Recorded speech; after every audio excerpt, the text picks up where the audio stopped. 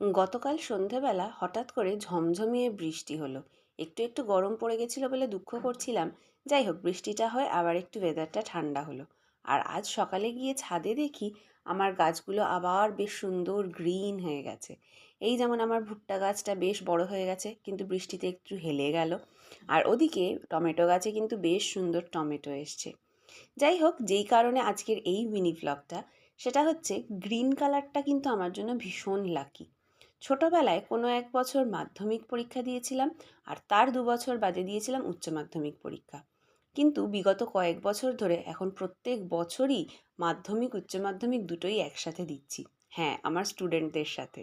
So ওই যে যেহেতু একটু একটু কুসংস্কার থেকেই যায়, গ্রিন কালারটা যেহেতু আমার জন্য ভীষণ লাকি, তাই এই দুটো পরীক্ষার দিন, মানে আমার সাবজেক্টের পরীক্ষার দিন, আমি একটু গ্রিন কালার পরার চেষ্টা করি, যাতে আমার এবং আমার স্টুডেন্টদের রেজাল্টটা ভালো হয়।